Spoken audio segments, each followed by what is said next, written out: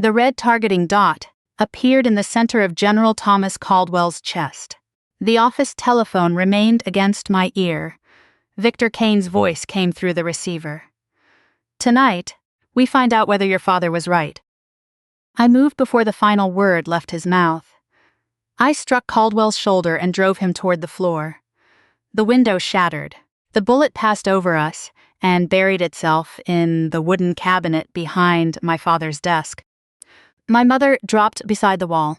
Naomi Carter pulled her weapon and moved toward the broken window.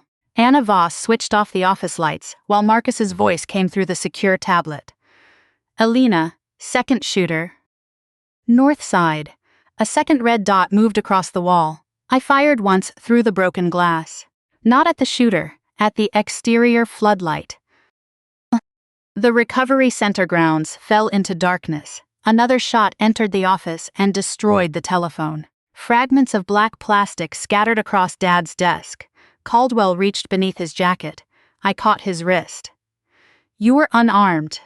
I keep a pistol in the vehicle. Your vehicle is outside. That is where vehicles usually are. Stay down." The emergency alarm began ringing throughout the recovery center. Veterans and staff moved toward the underground shelter beneath the main building. My mother had insisted we keep the old refuge systems operational after the bunker was exposed. At the time, I thought she was being cautious. Now I understood she had expected this night. Naomi looked through a thermal monocular. "I have movement near the eastern trees." "How many?" "One visible. Possibly two." Anna moved toward the side door. I stopped her. "You stay with my mother. My father worked with Kane. I know his extraction methods. And Kane knows you know them. That is why I should go. That is why you're staying." My mother reached for the weapon Anna carried beneath her jacket. "Give it to me." Anna hesitated. Margaret Hayes looked like a retired school administrator wearing a dark blue cardigan. But after watching the classified recording in Franklin Academy, none of us could pretend that was all she had ever been. Anna handed her the pistol. My mother checked the chamber with the precision of someone who had done it thousands of times.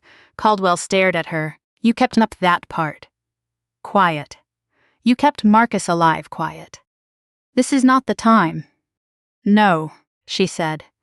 "It is 12 years too late." Naomi opened the side door. We moved into the dark corridor. The security cameras had been disabled 7 seconds before the first shot. The exterior gate had opened using a code assigned to a federal inspection team. Kane's shooter had not forced entry. Someone had authorized it. Outside, the air smelled of wet grass and burned wiring. Naomi pointed toward the eastern fence. A black utility vehicle was moving without headlights along the service road. I ran toward the parking lot. A bullet struck the gravel beside my left foot. I changed direction, using the stone memorial wall for cover. The shooter had moved. He was no longer in the trees. He was between us and the road. Owen Price appeared from the shelter entrance, carrying an old hunting rifle. He was 78, recovering from knee surgery and wearing slippers. "You were told to remain underground," I said. "I've ignored better officers than you." He fired toward the utility vehicle's rear tire. The vehicle swerved. Naomi fired twice. The rear window shattered, but the driver did not slow down. The vehicle crossed the outer field and disappeared behind the western ridge. Sheriff Talbot's patrol cars arrived less than a minute later.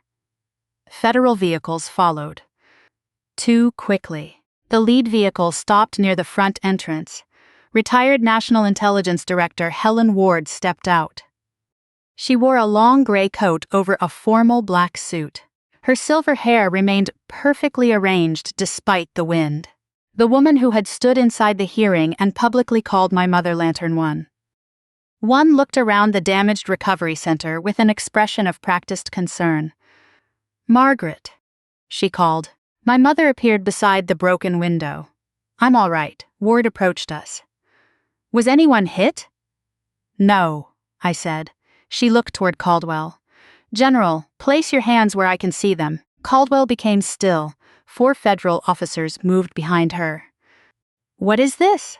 I asked. Ward produced a sealed document. "Thomas Caldwell is being detained in connection with the death of your father." The words did not fit together, not immediately. "What evidence?" "The toxicology authorization found in Thomas Hayes's private report. We believe Caldwell's credentials were cloned. That is one possibility. You arrived 6 minutes after a sniper attacked him." Ward's gaze shifted toward the broken window. "We were already on the way. Why? To execute the detention order." Caldwell removed his hands from his pockets and held them away from his body. "I will cooperate." "No," I said. Ward looked at me. "Colonel Hayes, do not interfere. You have no direct evidence he killed my father. We have his authorization code, a protected medical system login, and a transfer order signed from his office. Every one of those can be fabricated. Which is what the general said about the recording showing him meeting Kane." Caldwell faced Ward. "You know why I met him." "I know what you later claimed." My mother came down the steps. She still carried Anna's pistol, pointed safely toward the ground. Ward's officers became alert. "Margaret," Ward said, "put the weapon down." My mother studied her for several seconds. Then she placed the pistol on the hood of a vehicle. Ward looked relieved. "Thank you." My mother turned toward Caldwell. For a moment I expected her to defend him. Instead she said, "Take him." I stared at her. "Mom." She did not look at me. Caldwell's face showed no surprise, only resignation. Ward's officers moved forward and placed him in restraints. "You believe he killed Dad?" I asked. My mother finally faced me. "I believe he needs to be where Kane cannot reach him." "You could have said protective custody." "No." "Why?" "Because Helen needed to hear me call it an arrest." Ward's expression did not change. But her right hand stopped moving. Only for a fraction of a second. My mother had noticed it too. Caldwell was placed inside the federal vehicle. Before the door closed, he looked at me. "Find the 12th name." "What 12th name?" He glanced toward Ward. Then the door slammed shut. By morning, Caldwell's arrest was public. So was my father's toxicology report. Someone leaked both documents to the pawn. Both documents to the press before the investigators completed their first interview.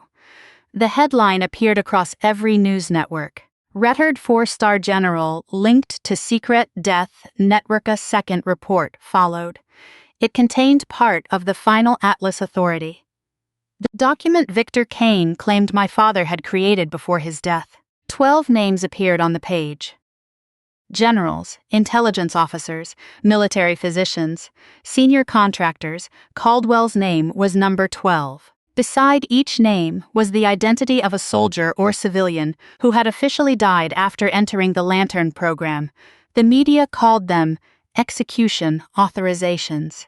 Director Ward called them proof that the relocation program had become a private disappearance network. My mother called them incomplete. "What is missing?" I asked. We were seated inside Dad's office while workers covered the shattered window with plywood. "The purpose of the signatures," she said. "What purpose?" "Atlas created legal deaths for people whose identities had been compromised. You declared living people dead. We gave them lives. Kane could not track. And the 12 officers? Each was responsible for protecting one relocation cell. Were they all trustworthy? No. How many betrayed the program? I don't know. I struck my palm against the desk. You founded Lantern, and then I lost control of it. You trained Kane. Yes. You concealed Marcus. Yes. You knew Dad was poisoned. Yes. Her answers were calm. That made them harder to hear. Do you understand what your silence has cost? Yes. Then stop answering with one word and tell me everything. My mother looked toward Dad's photograph. I cannot. I laughed once. There was no humor in it. Of course you can't. Elena, no. Every person in this family has used the same excuse. Dad hid evidence in a watch. Caldwell hid Marcus. You hid an intelligence program beneath a school. Aaron hid theft behind grief. I am not Aaron. No. He eventually admitted he betrayed us. My mother flinched. It was a cruel comparison. I knew it before the words finished leaving my mouth.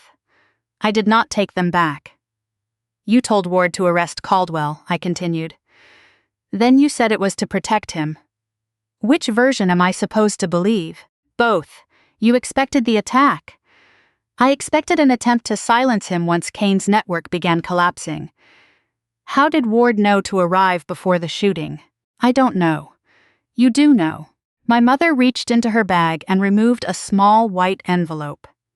She placed it on the desk. The seal carried the crest of the United States Military Academy. Your father deposited this with the West Point archives 5 years ago. What does it contain? I don't know. Why is it here now? It was scheduled for release if Thomas Caldwell was formally accused of your father's death. Dad had constructed another contingency, a message waiting for a very specific betrayal. I opened the envelope. Inside was a library transfer receipt and a handwritten sentence. Elena, when the last man is accused, return to the beginning. Beneath it was a locker number. Archived 1206. What is 1206? I asked. My mother shook her head. You graduated in December? May 2005. Your father's first Raven operation was December 6th. Where? West Point. I stared at her. Dad was stationed there. Not officially. My mother stood. The emergency oversight hearing begins tomorrow. Ward intends to present Caldwell as the architect of every illegal disappearance connected to Atlas. Will you testify? Yes. For him? No. For Ward? No. Then for whom?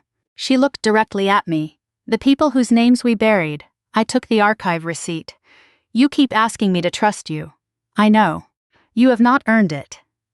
No. Her voice softened. But I need you to act before you understand. That is how soldiers die. That is also how commanders save them when the explanation itself is compromised. I walked toward the door. Elena. I stopped. My mother placed Dad's silver watch on the desk between us. Do not let Helen Ward touch the archive. Why? For the first time that morning, fear appeared in her face. Because she is the only person still alive who can open it without your father's key. The oversight hearing was moved to Fort Myer. 11 families were invited to testify. They had been told the names of the officers listed beside their missing relatives. Some believed Caldwell, and the others had executed soldiers under the cover of relocation. Others believed their relatives had been used as intelligence assets and abandoned. All of them wanted someone to blame. I understood blame is easier to hold than uncertainty. Captain Daniel Lane's daughter found me outside the hearing chamber. Her name was Rebecca. She was 38, a public school teacher from Ohio and the mother of 2 boys. She carried a photograph of her father in uniform. He had disappeared when she was 6. The Army declared him a deserter. 9 years later, a death certificate arrived without a body. Caldwell's name appeared beside his on the final Atlas Authority. You're Elena Hayes, she said. Yes, the colonel from television. I suppose. You defended Caldwell. He saved my life more than once. Did he save my father? I don't know. Did he kill him? No. The certainty in my answer angered her. How can you know? Because the document being shown publicly is incomplete. That's what generals always say when ordinary families ask questions. I'm not a general. Not yet. She looked at my uniform. Do those medals make it easier to lie? No. Then tell me where my father is. I can't. Because it's classified? Because I genuinely do not know.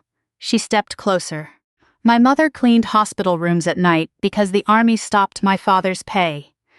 People in our town called him a coward. I grew up believing he chose to leave us. Her voice remained steady, but her hands trembled around the photograph. And now I'm told a 4-star general signed his death. I'm sorry. I do not want your apology. What do you want? I want you to stop protecting men because they saluted you. The words struck deeper than she could have known. My entire life had been built around people who claimed secrecy was protection. Dad, Mom. Caldwell, even Marcus. Perhaps Rebecca saw my uniform the same way I had begun to see their silence. A shield powerful people held between themselves and consequence. If Caldwell signed something that harmed your father, I said, I will help expose it. She laughed bitterly. You will help? Yes, even if it destroys your career? If my career depends on another family remaining ignorant, it should be destroyed. Rebecca studied me. She did not believe me. Not yet. Director Ward entered the corridor. Several officials stood as she passed. She stopped beside us.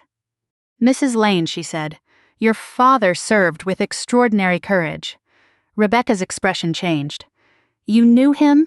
I reviewed his final operation. Was he a deserter? No. Rebecca's eyes filled. Ward placed a hand on her shoulder. He deserved better from the institution he served. It was compassionate, precise. The kind of statement that made people believe the speaker shared their pain without actually answering anything. Then looked at me. Then Ward looked at me. Colonel Hayes, your presence at tomorrow's hearing is voluntary. I will be there. You remain close to General Caldwell. Some families may interpret your uniform as an attempt to influence them. Did you ask the other officers to remove theirs? Other officers are not personally involved. My father was killed, which is why your judgment may be compromised. I looked toward her hand on Rebecca's shoulder. Will you tell Mrs. Lane who authorized her father's relocation? Tomorrow we will present every verified fact. Will you tell her whether he is alive? Ward removed her hand. That information is not currently available. Rebecca looked between us. Ward turned away. Before leaving, she said quietly, You should visit the West Point archive tonight, Elena. I became still. How do you know about it? She smiled. Your father trusted institutions more than he admitted. My mother had warned me not to let Ward touch the archive. Ward already knew where it was. Naomi, Noah and I arrived at West Point after dark. The Academy archive occupied the lower floor of an old stone building overlooking the Hudson River. The hallway smelled of paper, polished wood, and the faint dampness that lives inside buildings older than the country's modern wars. A civilian archivist met us at the security desk. Colonel Hayes? Yes. She handed me a sealed inventory form. Your father deposited one container under special succession instructions. When? 21 years ago. I stared at her. That was the year I graduated. Yes. Did he return later? Every December 6th. My father had come here annually. He never told me. What did he do? Updated the access conditions. The archivist led us through 2 locked doors. Archive 1206 was not a locker. It was a climate-controlled room. Inside stood shelves containing West Point class records, yearbooks, photographs, and ceremonial documents. One box rested alone on the central table. The label read, Hayes Elena G. Class of 2005. Naomi scanned the room for electronic signals. 2 inactive cameras. Inactive? Noah asked. Disabled from an external network 17 minutes ago. Ward? Or Kane? I opened the box. Inside was my academy yearbook, a folded dress uniform jacket, my first lieutenant's bars, a photograph of Dad and me at graduation, and a black ledger no larger than my hand. The ledger would not open. Its metal clasp carried the divided circle symbol associated with Caldwell's command partition. Noah examined it. Do we need 2 keys again? I removed Dad's watch. The back plate contained a narrow indentation shaped like half a circle. Caldwell's silver command coin formed the other half. But he was in custody. Naomi took out her phone. We can request access to his personal effects. Ward controls his detention. Then she controls the coin. No, I said. I looked at my old uniform jacket. Dad had taught me never to store the key beside the lock. I checked the inner pockets. Then I examined the lieutenant's bars. One was heavier than the other. I separated the backing. Inside was a miniature silver half-circle. Dad had hidden the duplicate on the first rank I ever wore. I joined it to the watch. The ledger opened. The first page contained 12 names, the same 12 shown in the leaked final Atlas Authority. But the columns were different. The public document listed officer, subject, date of death. Dad's ledger listed custodian, protected witness, identity closure date, recovery status. These signatures did not authorize executions. They authorized false deaths to protect living witnesses. 11 officers had signed. The 12th line carried Caldwell's name, but no signature. Instead, a master override code appeared beside it. HW01 Helen Ward. Naomi leaned over the page. Ward authenticated Caldwell's cell. Without his signature, I said. She could have generated the public version from this. Noah photographed every page. Does this clear Caldwell? Not completely. Several witnesses under his authority had vanished after relocation. His failure remained real. But the claim that he signed their deaths was false. I turned the page. A small speaker inside the ledger activated. My father appeared on the tablet screen built into the rear cover. He wore his old medic's uniform. The timestamp was 6 months before his death. "Elena," he said, "if Thomas Caldwell has been accused of killing me, Helen Ward has begun continuity black." Naomi looked toward the disabled cameras. Dad continued. Continuity black was the final protection protocol for the Atlas system. It was designed to erase every custodian, witness, and family member if the network became publicly compromised. Ward created it. I asked the recording. "She did not create Lantern," Dad continued. "Your mother did." A photograph of Margaret appeared. Helen created the annex beneath it.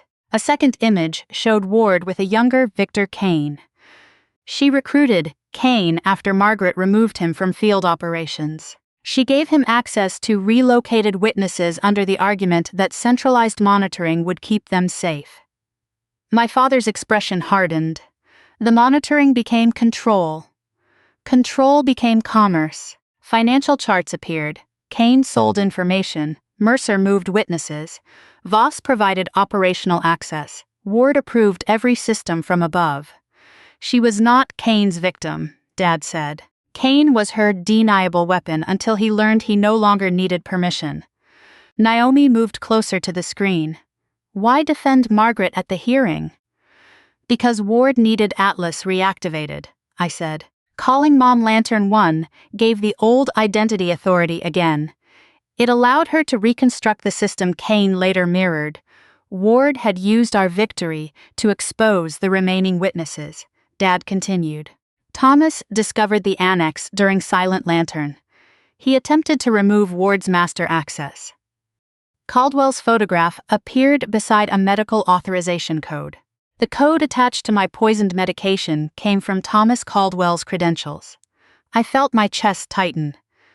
But the authentication originated from Ward's continuity server. The server log appeared. Timestamp, Molocation, voice authorization, Helen Ward's office. My father looked directly into the camera.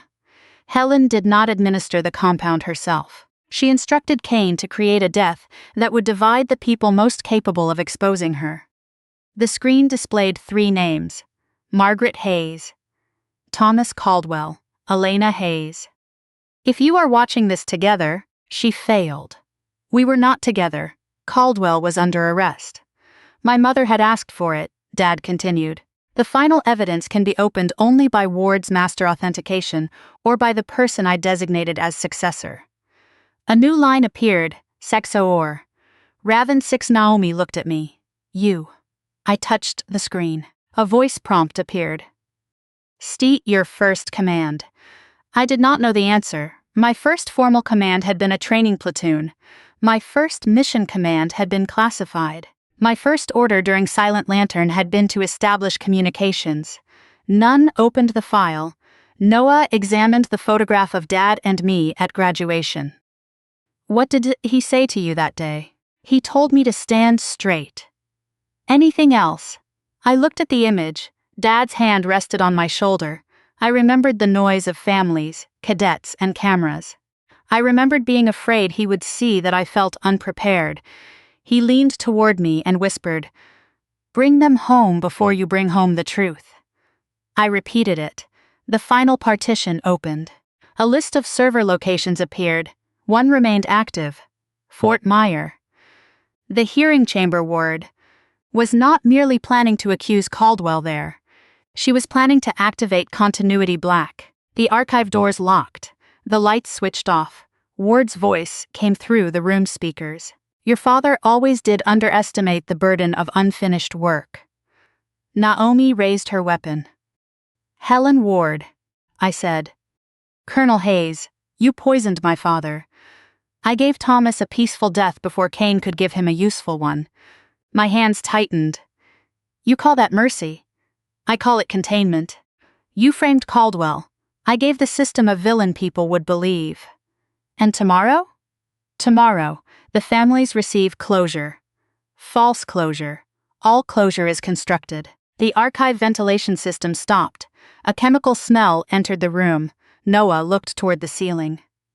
Please tell me this is another theatrical smoke device.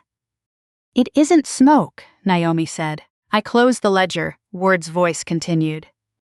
You should have remained the decorated daughter, Elena.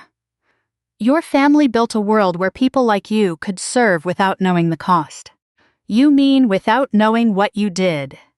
I mean without becoming your mother. The speakers shut off. Naomi moved toward the ventilation panel. We have less than 3 minutes. Before the concentration becomes dangerous. Noah examined the locked door. Your family has a remarkable talent for placing important records in rooms designed to kill us. I held Dad's yearbook. Return to the beginning. What? His note had said, when the last man is accused, return to the beginning. My beginning at West Point was not graduation. It was reception day. The first lesson taught to every new cadet was how to exit a room under command. I moved toward the old uniform cabinet. Behind it was a narrow service passage once used to transport archive materials. The release required pressure on 4 brass points: attention, discipline, teamwork, duty, the Academy's 4 response system. I pressed them in sequence. The wall opened. Naomi stared at me. You knew that was there? No. Then how? Dad liked institutions because they repeat themselves. We entered the service passage. The door closed behind us. Ward believed the archive had become our tomb.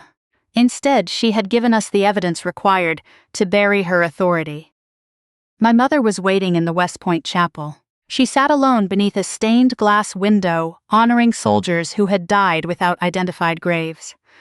I placed Dad's ledger on the pew beside her. You knew Ward controlled the archive. I suspected. You knew she poisoned Dad. I knew the authorization originated in her office. I could not prove the voice command. Dad proved it. My mother closed her eyes.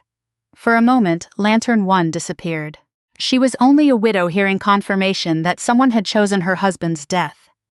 Why did you tell Ward to take Caldwell? To move him into the Fort Myer detention wing, which she controls, which contains the original continuity server. You used him as bait. He volunteered. I stared at her. You planned this with Caldwell, before the attack. That is why he was not surprised. Yes. You staged the arrest? The detention order was real. Ward's evidence was real enough to authorize it. You knew the sniper would come? No. We knew Kane or Ward would attempt to isolate Caldwell. You allowed me to believe you thought he killed Dad. I needed Ward to believe our trust had collapsed. It had. My mother looked at me. I know. You do not get to use our relationship as operational cover. No, you did it anyway. Yes, there was no defense in her voice. Only acceptance. That made my anger feel heavier rather than smaller. Caldwell told me to find the 12th name, I said. He knew the public list was altered. Why not tell me Ward was the master authority, because Ward monitored every legal channel connected to his arrest? You could have told me before. He did not know whether I remained loyal to Ward. Did you? For longer than I should have. My mother touched the edge of Dad's ledger. Helen was my superior before Lantern. She protected the first relocations when no agency wanted responsibility for them. And then she sold them. She told herself she was creating leverage to keep officials from abandoning the witnesses. Did you believe her? At first. Everyone believes the first lie because it sounds like protection. My mother nodded. Your father said the same thing. We sat beneath the colored light from the chapel windows. Ward will activate continuity black during the hearing, I said. Yes. What does it do? It sends termination orders to every remaining Atlas cell. Termination of identities, originally. And now, she modified the system. My mother looked toward the names carved into the memorial wall. It will send the locations of every witness to Kane's surviving contractors. Why? To make him dependent on her again. Kane escaped her control years ago. She believes he will return if she gives him Atlas. She is wrong. Yes. Then why risk hundreds of lives? Because Helen has spent 40 years believing any system without her authority is chaos. She would rather destroy it than lose it. Yes. I opened Dad's ledger. The active server at Fort Myer required 2 authentications, Ward's master voice, and the physical presence of a designated custodian, Caldwell. That is why she needed him in custody. He is the final custodian. She will force him to authenticate, or use his biometrics after he is dead. I stood. The hearing begins in 90 minutes. My mother remained seated. What will you do? Tell the families the truth. That will expose classified relocations.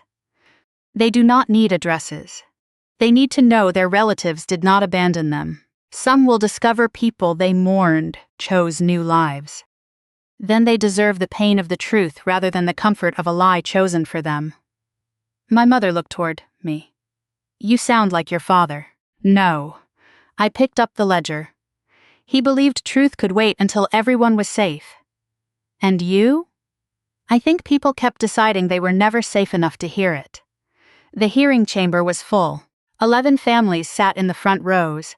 Rebecca Lane held her father's photograph against her chest. Caldwell entered in restraints. He wore a plain dark suit. No medals, no rank. Ward sat behind the oversight panel, surrounded by intelligence officials and attorneys. She looked at me as I entered. Her eyes moved briefly toward the West Point yearbook beneath my arm, then back to my face. She knew I had escaped the archive. She did not know what I had recovered. The panel chair called the hearing to order. Ward testified first. She described Lantern as a legitimate relocation program corrupted by unauthorized military officers.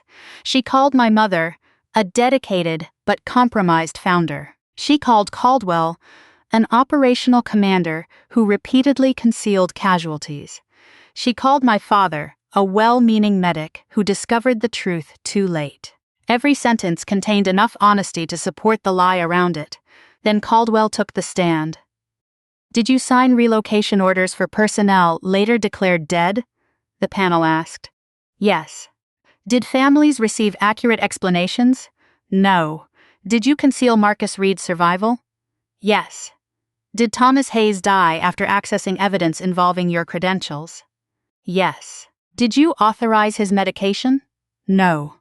Ward's attorney displayed the toxicology record. Your code appears here. It was cloned. Is every piece of evidence against you fabricated? No. The answer surprised the room. What evidence is accurate? Caldwell looked toward Rebecca and the other families. I failed to tell them their relatives had served honorably. He lowered his head. I allowed operational security to become institutional cowardice. Rebecca stared at him. My father, Caldwell's voice softened. Captain Daniel Lane entered the Lantern network voluntarily after exposing weapons transfers connected to Victor Kane. Did you declare him dead? I approved an identity closure. Is he alive? Caldwell looked toward Ward. She gave the smallest shake of her head. He faced Rebecca again. I do not know. She began to cry. You signed the paper. Yes. My mother died believing he deserted us. I know. No. You read it in a file. Caldwell did not answer. Rebecca stood. You men always say you carried the burden. Her voice broke. We carried it. You carried the secret. No one in the room moved. Caldwell accepted the words without defending himself. Then my mother took the stand. Ward's attorney approached. Mrs. Hayes, did General Caldwell help operate the unauthorized Atlas network? Yes. Did he conceal living witnesses? Yes. Did you request his arrest after reviewing your husband's toxicology report? Yes. I watched Ward relax. The Queen had retreated. Ward believed the board belonged to her. The attorney continued. Do you believe General Caldwell may have contributed to Thomas Hayes's death? My mother looked directly at Ward. No. The room shifted. The attorney stopped. You requested his arrest. To place him beyond the reach of the sniper your client authorized. Ward stood. This is outrageous. My mother did not look away. The attack began 6 minutes before your vehicles arrived, Helen. We were executing a lawful order. You were waiting for confirmation. Caldwell was still alive. The panel chair called for order. Ward sat slowly. The attorney turned toward my mother. Do you possess evidence Director Ward authorized an attack? My daughter does. Every face turned toward me. I carried Dad's ledger to the evidence table. Ward's attorney objected. The panel permitted limited examination. I opened the public version of the final Atlas Authority on the display screen. 12 names appeared. Then I displayed Dad's original ledger. The columns changed: custodian, protected witness, identity closure, recovery status. Rebecca stood again. Where is my father's status? I enlarged Daniel Lane's line. Recovery sept. Transferred. Location sealed not dead. Transferred. Rebecca pressed both hands against her mouth. Ward spoke from behind the panel. This document has not been authenticated. I looked at her. You can authenticate it. I have no connection to that ledger. The 12th line carries your master authority. That code could belong to anyone. No. I turned toward the panel. Director Ward, please read the 12th name aloud. She stared at me. General Thomas Caldwell. Read the authentication code. Her attorney stood. She is under no obligation. Ward raised her hand. She believed refusal would look like guilt. JW01. Dad's ledger activated. A small light appeared beside the speaker. Master voice confirmed. Ward's face changed. The recording began. My father appeared on the main courtroom screen.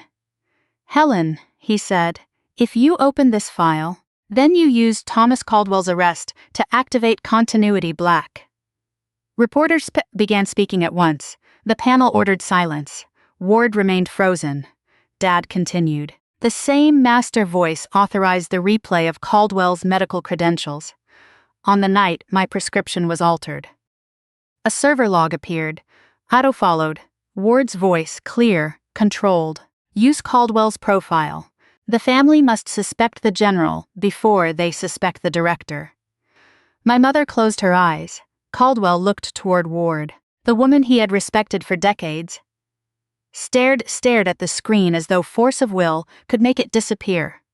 Another recording played. Ward spoke to Victor Kane. Thomas Hayes intends to expose the continuity annex. Remove him without creating a martyr. Kane answered, his daughter will investigate. Ward replied, then give her someone she cannot investigate without destroying herself. Caldwell, my father's mentor, my commanding general, the man whose career and life were now tied to the evidence of Dad's murder. Ward stood. This material is manipulated. Naomi took the witness microphone. The voice print matches Director Ward's authenticated command archive at 99.97%. You obtained that archive illegally. You opened it yourself 30 seconds ago. The panel chair turned toward Ward. Director, remain seated. She did not. Instead, she looked toward the security officer beside the rear door. He touched his earpiece. The chamber lights went out. Continuity black had begun. Emergency lights illuminated the chamber in red. The main doors locked. A recorded announcement instructed everyone to remain seated because of an external security threat. Ward's officers moved immediately. Not toward the exits. Toward the families. Rebecca Lane was pulled from her seat by a man wearing a Federal Protective Services uniform. I recognized the incorrect shoulder patch. Kane's contractors. "Rebecca," I shouted. The man placed a pistol beneath her ribs and dragged her toward the service corridor. Ward moved in the same direction. Caldwell struck the guard beside him and took the key to his restraints.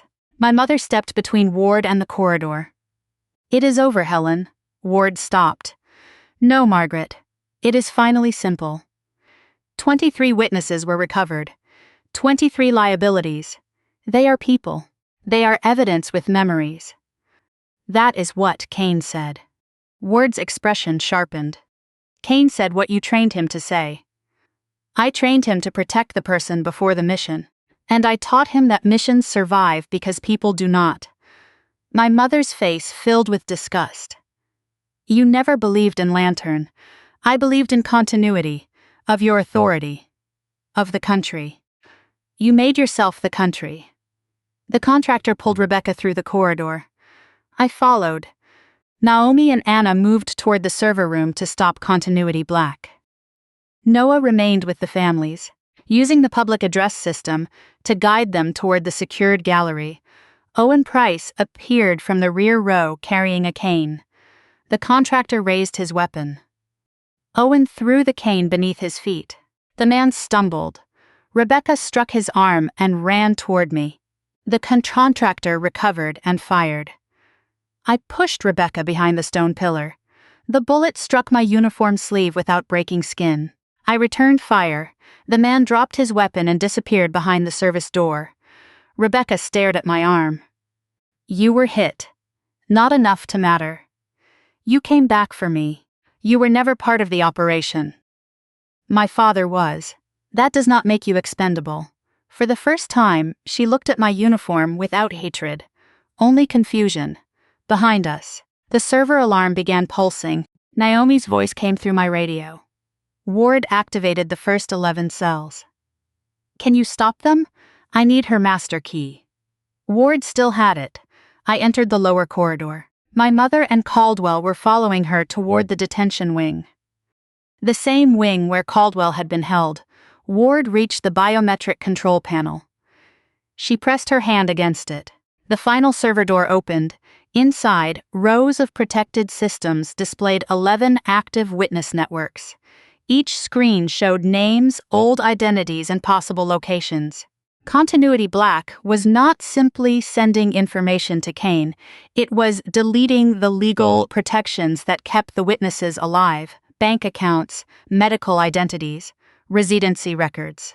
Every new life would disappear. Ward turned toward Caldwell. "I need your hand." He looked at the final authentication panel. "You need the 12th custodian." "Yes." "What happens after I authenticate?" "Atlas closes." "You mean the witnesses become visible?" "They become manageable." Caldwell stood between her and the panel. "You used me for 12 years. You volunteered to carry guilt. I gave it purpose. You poisoned Thomas. He was already dying. He was preparing to testify. He was preparing to collapse a national security architecture because he could no longer distinguish conscience from strategy." Caldwell moved closer. He was the only one who still could. Ward drew a pistol. My mother stopped beside me. "Helen." Ward pointed the weapon at Caldwell. "He was never the successor, Margaret." "No." Ward looked toward me. "She was." The final screen illuminated. Raven 6 Authority, a variable word, smiled. "Your father designed the system to transfer control to Elena." "I didn't accept it," I said. "You opened the archive. That was acceptance." "I opened evidence. You inherited command. I did not inherit the right to own other people's lives. No one owns them." Ward's pistol remained fixed on Caldwell. "We preserve order by deciding which lives can be publicly real. That is ownership. It is command." "No." I removed my rank insignia and placed it on the floor. "This is command." Ward looked down. An emotional gesture. A reminder that evidence does not obey rank. She laughed softly. Your father believed you would understand once enough people depended on you. People depend on leaders to protect their choices. Choice are luxuries for the secure. Then you made certain no one was secure without you. Naomi's voice returned. Elena, we have 90 seconds before the deletion becomes permanent. Ward heard her. She aimed at the final panel. If I destroy this server, every relocated identity disappears. My mother stepped forward. If you destroy it, your own archive disappears too. Ward hesitated. Only briefly, but my mother had known her for 40 years. She knew exactly where Helen Ward's courage ended. Ward did not fear prison. She feared becoming irrelevant. My mother continued. Kane will not return for you without the Atlas records. He needs me. He replaced you decades ago. Ward's pistol shifted toward Margaret. Caldwell moved, the weapon fired. He struck Ward's arm as the bullet entered the ceiling. I crossed the space between us. Ward turned the pistol toward me. Rebecca Lane appeared in the doorway behind her. She held the contractor's discarded weapon with both hands. Drop it. Ward looked over her shoulder. You have no idea what this woman protected. Rebecca's hands trembled. I know she came back for me. Ward began turning toward her. I caught Ward's wrist and forced the pistol away. She struck my injured shoulder. Pain moved down my arm. I maintained the grip. Ward was older, but she had been trained before political offices, and hearing rooms replaced field operations. She drove her knee toward my ribs. I turned, used her momentum, and forced her against the authentication console. Her right hand landed on the biometric plate. Master authority confirmed. Naomi shouted through the radio. I have the key. The 11 screens stopped deleting records. The Atlas protections restored. Ward tried to pull away. My mother caught her other arm. For a second, Lantern One and the intelligence director stood face to face. You taught Kane to survive, Ward said. I taught him to bring people home. You failed. My mother looked toward the screens, showing living witnesses. No. Federal tactical officers entered the server room. This time, Naomi had verified every patch before opening the doors. Ward was placed in restraints. As they led her away, she looked at me. You believe exposing me ends the program? No. Then, what did you win? Rebecca stepped beside me. The right to know our families didn't abandon us. Ward's expression did not change, but, for the first time, she had no answer. Caldwell was cleared of involvement in my father's poisoning. His credentials had been copied through Ward's continuity server. The evidence also confirmed that he never signed the 12th Atlas death authorization. But, innocence in one crime did not erase his other choices. He had concealed Marcus's survival. He had allowed families to believe honorable soldiers were deserters or dead. He had protected a secret system long after the system stopped protecting people. Caldwell submitted his resignation from every advisory position he still held. When the oversight panel offered to restore his formal honors publicly, he declined. A medal cannot apologize to a child, he said. He met Rebecca Lane 2 days after the hearing. Naomi had used Ward's archive to locate Captain Daniel Lane. He was alive. Daniel had spent 17 years under an enforced identity at a medical facility in New Mexico. Kane's contractors controlled him through threats against the family he believed had forgotten him. When Rebecca entered his hospital room, he did not recognize her immediately. She showed him the photograph she had carried to the hearing. Daniel touched the image of his younger face. Then he looked at her. You have your mother's eyes. Rebecca began crying before he finished the sentence. No general stood. No reporter photographed the moment.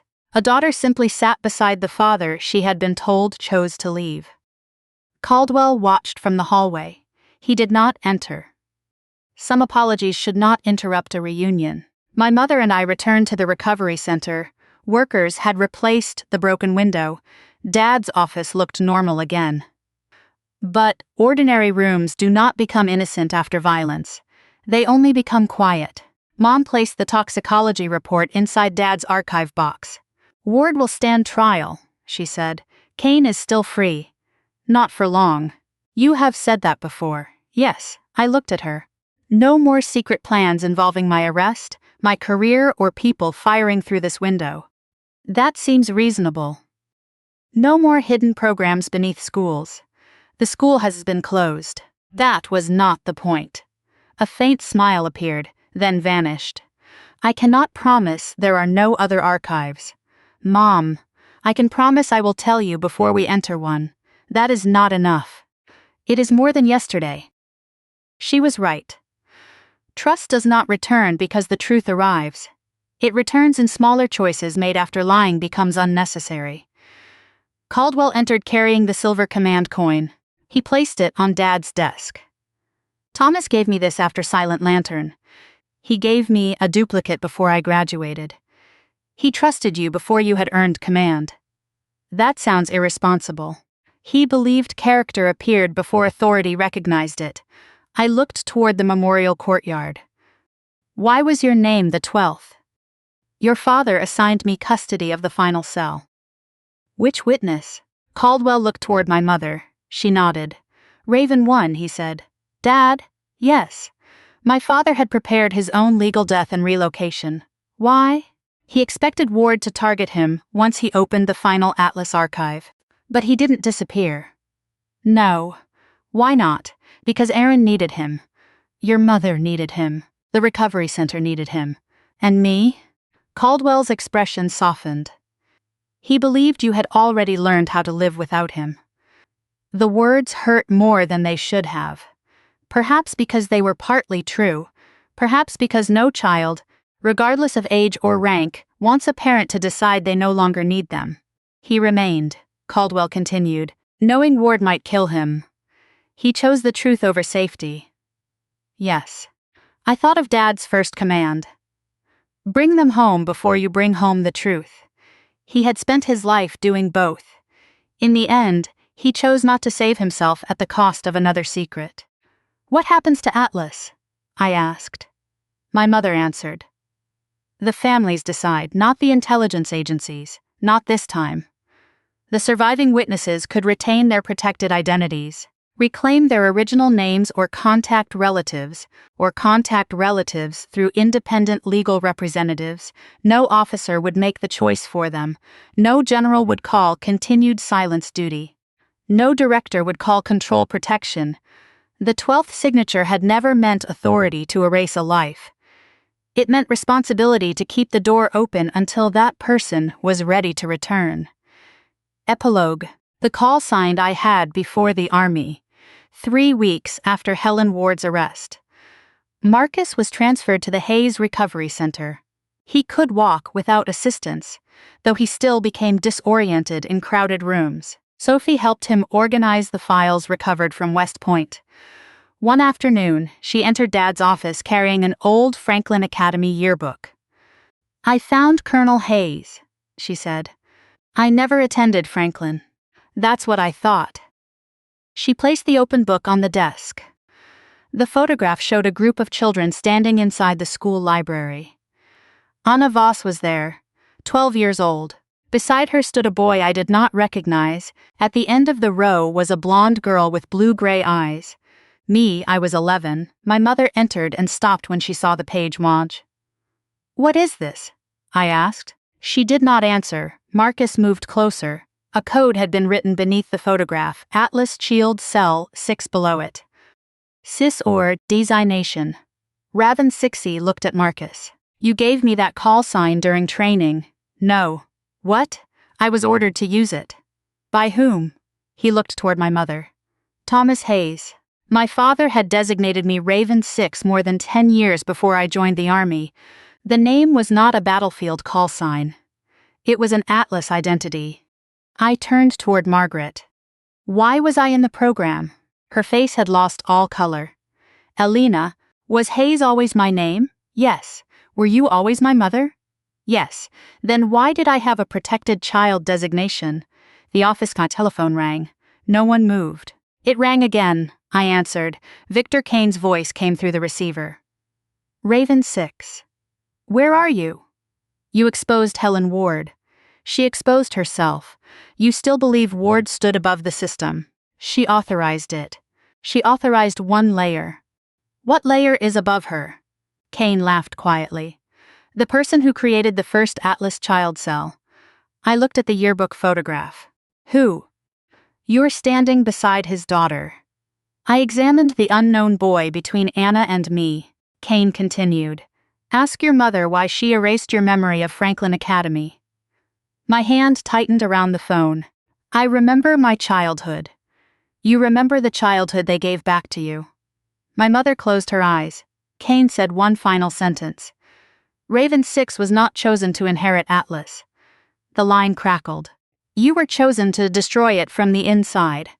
The call ended. On the back of the photograph, Sophie found another message written in my father's handwriting. Elena must never remember room 6. Beneath it was an address in Washington, D.C. The same address now occupied by the headquarters of Kane Strategic Solutions. I looked at my mother. What happened in room 6? She sat slowly in Dad's chair. When you were 11, Victor Kane asked you to identify a traitor. Did I? Yes. Who did I name? My mother looked towards General Caldwell, then Marcus. Finally, she looked at me. Your father. Outside, the recovery center's memorial bell began ringing. 6 times. And for the first time, I remembered a locked classroom, a man with gray eyes and my own childhood voice saying, Raven 1 is lying.